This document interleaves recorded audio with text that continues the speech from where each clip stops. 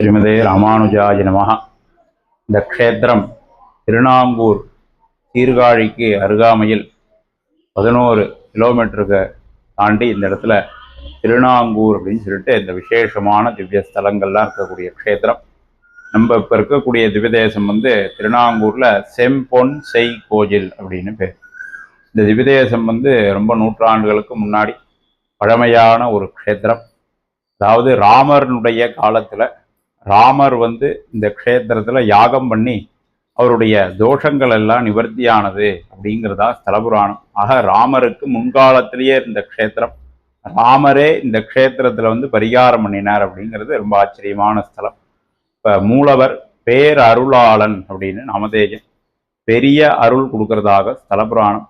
ஹிருதயத்தில் மகாலட்சுமி, ஸ்ரீதேவி, பூமாதேவி நின்ற திருக்கோலம், கிழக்கு முக திருமுக மண்டலம், பெருமாள் பேர் அருளாளன்னு நமதேயம், திருமங்கையாழ்வார் 10 பாசுரம் மங்களாசாசனம், பேரணிந்துலகத்தவர் தொழுதேத்தும் பேர் அருளாளன் எம்பிரானை, வாரணி முளையால் மலர் மகளோடு மண்மகளும் உடன் நிற்ப, சீரணி மாட நாங்கை நன்னடுவுள் செம்பொன் செய் கோயில் நுள்ளே காரணிமேகம் நின்னதொப்பானை கண்டு கொண்டு உயிர்ந்தொழிந்தேனே அப்படின்னு மங்களாசனம்.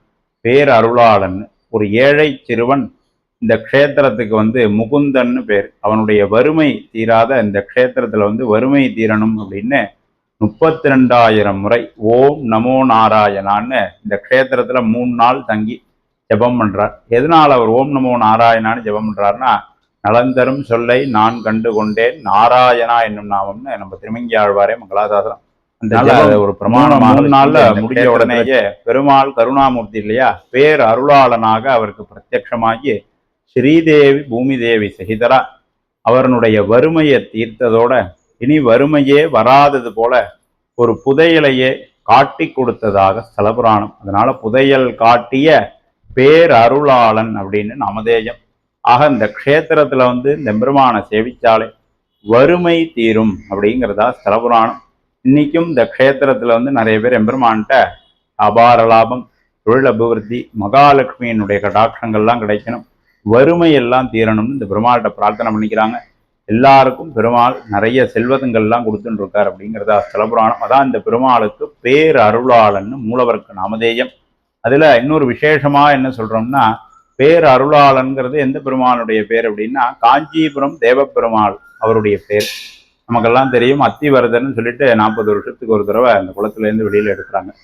இந்த அத்திவரதர் அவருக்கு இணையான திவ்ய தேசம் அப்படின்னு மங்களாசாசனத்தினுடைய வியாக்கியானங்கள் அர்த்தங்கள் எல்லாம் பார்த்தீங்கன்னா அதில் இருக்கும். ஆக இந்த பெருமாளை சேவிச்சா இந்த திவ்ய தேசத்தோடு இல்லாத காஞ்சிபுரம் பேரருளால்னு சேவிச்ச பலனும் கிடைக்கும். முன்பக்கத்தில் உற்சவ மூர்த்தி செம்பொன் அரங்கர்னு நமதேயம். அரங்கர் என்ற சொல் ஸ்ரீரங்கம் ரங்கநாதரை குறிக்கிறதாகவும், ராமரனுடைய குலதெய்வம் ஸ்ரீரங்கம் ரங்கநாதர். ராமர் நமக்கெல்லாம் தெரியும், யுத்தத்தை முடிச்சுட்டு இலங்கையிலேருந்து அயோத்திக்கு திரும்பும் பொழுது இந்த க்ஷேத்திரத்துக்கு ஆகாய மார்க்கமாக போகும்போது இந்த க்ஷேத்திரத்துக்கு வர இந்த க்ஷேத்திரத்தில் நிச்சயப்படியே ஹோமம் பண்ணிட்டு இருக்கார். திருடநேத்திரர்னு ஒரு முனிவர், அவர் தான் அந்த எம்பெருமானை பூஜிச்சுட்டு இருக்கார். அவருக்கு ராமர் இந்த க்ஷேத்திரத்தில் வந்தால் நம்மளுடைய தோஷமெல்லாம் நிவர்த்தி ஆகும்னு மனசில் தோன்றது. உடனே இந்த திவ்யதேசத்தில் அவர் பண்ணக்கூடிய யாகத்தில் பங்கு பெற்று இவர் ஒரு யாகம் பண்ணணும் அப்படின்னு அந்த திருடநேத்திரர்கிட்ட சொல்லி பெருமாள்கிட்ட பிரார்த்தனை பண்றார். இந்த திருடநேத்திரர் அஸ்வமேத யாகம் பண்ணலாம் அப்படிங்கிறார். அஸ்வமேத யாகத்தை அவர் எப்படி எந்த முறையில பண்றார் அப்படின்னா, கோ பிரசவம் அப்படின்னு சொல்லிட்டு தங்கத்தாலேயே ஒரு பசுமாடு பண்ணி அவருக்கு எடை ஒரு 1000 எடை கொண்ட கிலோ கொண்ட தங்கத்தால ஒரு பசுமாடு பண்ணி அதன் மடியில் அமர்ந்து கொண்டு அஸ்வமேத யாகம் பண்றார் தன் பிராட்டியோட சீதையோட. அந்த அஸ்வமேத யாகம் 3 நாட்கள் பண்றார். அஸ்வமேத யாகம் பண்ணி அந்த பசுமாட்டுக்குள்ளே தங்கியிருக்கார். அந்த யாகம் பூர்த்தியாக அவருடைய எல்லா தோஷங்களும் நிவர்த்தி ஆயிடுறது. நிவர்த்தியான உடனே இந்த எம்பெருமானுக்கு ஏதாவது கைங்கரியம் பண்ணணும் அப்படின்னு சொல்லிட்டு அந்த அந்தனர்கிட்ட, அந்த பசுமாட்டு எல்லா அந்தனர்களும் இந்த 11 கோவில் இருக்கிறதுனால எல்லா அந்தனர்கள்லாம் ஜாஸ்தியா இருக்காங்க. எல்லாருக்குமே அன்னதானம், ஊர் மக்களுக்கெல்லாம் அன்னதானம். ஒரு ராஜா இல்லையா, ராமர் வந்திருக்காருன்னு எல்லாருக்குமே கொண்டாட்டமா நாங்கூர்ல அன்னதானம் எல்லாம் பண்றாங்க. பண்ணும்போது அவருக்கு அந்த கோதானம்னு சொல்லக்கூடிய பசுமாடுகள்லாம் தானம் பண்றார். அப்ப அந்த தங்கத்தையும் கொடுத்துடுறார். கொடுத்த உடனே அவர் அந்தனர் இல்லையா, அவர் தங்கத்தை வச்சுட்டு என்ன பண்றது அப்படின்னு சொல்லிட்டு இந்த க்ஷேத்திரத்தையே திரும்பி புதுப்பிக்கணும்னு ராமர்கிட்டயே பிரார்த்தனை பண்றார். உடனே ராமர் தன் பரிவார வானர சேனைகளோட தன் கையாலேயே இந்த க்ஷேத்திரத்தினுடைய விமானம், மண்டபம், படிகள், கர்ப்ப கிரகம், அர்த்த மண்டபம்னு சொல்லக்கூடிய எல்லாம் நம்ம நின்று சேவிக்கக்கூடிய இடங்கள்ல இருந்து கிருடன் சன்னதி வரைக்கும் தன் கையாலேயே இந்த கோவிலை தங்கத்தால புதுப்பிச்சதாக ஸ்தலபுராணம். அதான் கோவிலுக்கு செம்பொன் செய் கோயில், செம்பொன்னால ராமர் செஞ்ச கோவில் அப்படிங்கிறதா ஸ்தலபுராணம். இந்த விசேஷம் இந்த 11 கோவில்லையும் உலகத்திலையும் இந்த ஒரு திவ்யதேசத்துல ஒன்றியும் தான் விசேஷம் அப்படிங்கிறதா ஸ்தலபுராணம். அப்புறம் காலப்போக்கில் தங்கங்கள்லாம் இல்லை, ஆனால் கோவில் இன்னும் ராமரனுடைய பூஜை பண்ணின சாநித்தியமான அந்த காலங்கள்லேயே அதே மாதிரி சாநித்தியமாகவே இருக்குது. இன்றைக்கும் இந்த பெருமானை வந்து சேவிச்சா விசேஷமாக எல்லாருக்கும் எல்லா தோஷங்களும் நிவர்த்தி ஆகிறது. ராமருக்கு குலதெய்வம் அப்படிங்கிறதா ஸ்தலபுராணம். இந்த பெருமாளெல்லாம் ராமரே திரும்பவும் இந்த க்ஷேத்திரத்துல மகா சம்பரோக்ஷணம்னு சொல்லக்கூடிய குடமுழுக்கு விழா ராமர் காலத்துல ராமர் கையால பண்ணினதாக ஸ்தலபுராணம். ஆக இந்த க்ஷேத்திரத்துக்கு வந்து சேவிச்சாலே ரொம்ப விசேஷம் கிடைக்கும் அப்படிங்கிறதாகவும் ஸ்ரீரங்கம் போய் ரங்கநாதரையும் சேவிச்ச பலன் தான். பெருமாள் பேரே அரங்கர்னு பேரு. செம்பொன்னால இந்த கோவிலை கட்டினதுனால செம்பொன் அரங்கர் அப்படின்னு இந்த பெருமாளுக்கு நாமதேயம். ஸ்ரீரங்கமும் போய் சேவிச்சோம். எதனால ஸ்ரீரங்கம் சொல்றோம்னா ராமருக்கே குலதெய்வம். ராமர் வந்து தன்னுடைய ரங்கநாதர் விபீஷ்ணர்கிட்ட கொடுத்துருவார். விபீஷ்ணர்னா ராவணனுடைய தம்பி. அவர் வந்து யுத்தத்துல வந்து ராமருக்கு உதவி பண்றதுனால ஒரு நட்புக்காக அவர் என்ன பண்ணிடுறார், கடமை உணர்ச்சியா அவர் முன்னோர் மூதாதையர் சூரிய வம்சத்துல எத்தனையோ தலைமுறையில பூஜை பண்ணிட்டு இருந்த அந்த ரங்கநாதரை அவர்கிட்ட கொடுத்துடுறார். இந்த ரங்கநாதரை கொடுத்தும் அதே சாநித்தியத்தோட தான் இங்க வந்து அவர் ஆராதனை பண்றார்.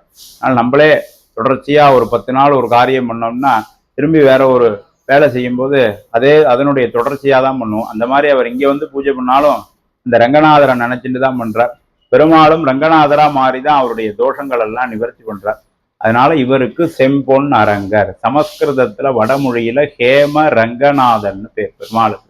ஹேமம்னா தங்கம், தங்கத்தை கொடுக்கக்கூடிய ரங்கநாதன். ஆக உற்சவமூர்த்தியை சேவிச்சாலும் அஷ்ட ஐஸ்வர்யங்களும் மகாலட்சுமி கட்டாட்சமும் கிடைக்கும். அப்புறமா 8வது பாசுரத்துல வேங்கட மலைமேல் மேவிய வேதனல் விளக்கு அப்படின்னு மங்களாசதான். இந்த திருடநேத்தரன்னு ஒருவர் இந்த க்ஷேத்திரத்துல ஆதியில பூஜை பண்ணிட்டு இருந்தாருன்னு சொன்னோம் இல்லையா, அவருடைய சிஷ்யர்கள்லாம் இங்க ஒரு குருகுலமாட்டம் வச்சு நடத்துறார். அவருடைய சிஷ்யர்ல ஒருத்தர் உபமன்யுன்னு பேர். அவர் வந்து ரொம்ப குரு பக்தியா இருப்பார். அவங்க குரு பக்தி அந்த காலத்துல குருகுல கல்வியில என்ன வேலை அப்படின்னா, குருவுக்கு வந்து என்னென்ன வேலை செய்யறோமோ குரு வீட்டுல உள்ள வேலையை செய்யறது, அதுக்கப்புறமா மாடு மேய்க்கிறது, இந்த மாதிரி உள்ள விசேஷமான காரியங்கள் தான் எல்லாமே ஒரு பயிற்சி தான். அப்படிங்கிறதுனால இதான் குருகுல பாடத்துல. அதுக்கப்புறமா அவர் நித்திய ஹோமம் பண்றதுக்கு உள்ள விறகுகள், சமித்துகள் அதெல்லாம் ஏற்பாடு பண்றது, பசுமாட்டிலேருந்து பால் கறந்து அந்த பாலை தோய்ச்சி தயிர் அபிஷேகத்துக்கு பண்றது, இதெல்லாம் தான் அவங்களுடைய ஒரு வேலையா இருக்கு. அதுல இருக்கிறச்சே அவர் வந்து இந்த குரு மாதா அப்படின்னு சொல்லக்கூடிய குருவினுடைய பிராட்டியை வந்து என்ன சொல்லிடுறாங்க அப்படின்னா, பால் வந்து குறைச்சலாயிடுறது, மாடினுடைய கறவை குறைஞ்சு விடுறது, பால் வந்து குறைச்சலா இருக்கு அப்படின்னு உடனே இந்த உபமன்யுங்கிற சிஷ்யனுடைய என்ன பண்றான் அப்படின்னா, அவனுக்குன்னு ஒரு பங்கு இருக்கும் இல்லையா பால், அதையும் தன் குருவனுடைய ஹோம நித்திய ஆகுதிகளுக்கு செலவிடட்டும் அப்படின்னு சொல்லிட்டு அதையும் கொடுத்துடுறான். அதை கொடுத்துட்டு இவன் சாப்பிட்றதுக்கு என்ன பண்றான்னா, எருக்கஞ்செடி அதனுடைய பாலை அவன் சாப்பிட்றான். அதனுடைய இது தெரியல அவனுக்கு. அது சாப்பிட்டுட்டே இருக்கிறது நாளடைவில் அவனுக்கு கண் தெரியாத போடுறது. கண் தெரியாத போனோடனே ஒரு நாள் மாடு மேய்ச்சிட்டு எல்லாரும் அவருடைய வேலையை முடிச்சுட்டு இங்கே அசம்பிள் ஆயிடுறாங்க, கீழே வந்துடுறாங்க, குருகிட்ட வந்துடுறாங்க. இவருடைய காணும் எங்கடான்னு பதறி அடிச்சுட்டு குரு போய் தேடுறச்சே ஒரு கிணறுல விழுந்து கிடக்கார். என்னடா கிணத்துல விழுந்திருக்காருன்னு அவர் கண்ணை பார்த்த உடனே, அந்த காலத்துல தான் பார்த்தாலே சொல்லிடுவாங்க இல்லையா, பார்த்த உடனே என்னடா அது விஷமா இருக்கே அப்படின்ன உடனே அந்த கண் தெரியாத போயிடுறது. அவருக்கு கண் தெரியாத போன உடனே இந்த மாதிரி தான் விஷயம்னு அவர் சொல்லிடுறார். ஆஹா, இது கூட தெரியாத இவ்வளவு குரு பக்தியா இருக்கானேன்னு அவர் ரொம்ப வியந்து போய் ஆச்சரியப்பட்டு அதே சந்தோஷமும் படுறார். அதே சமயத்துல கண் தெரியாத படுத்தேன்னு ரொம்ப வருத்தமும் படுறார். உடனே இந்த க்ஷேத்திரத்துல போய் இந்த எம்பெருமானை பிரார்த்தனை பண்ணு அப்படிங்கிற.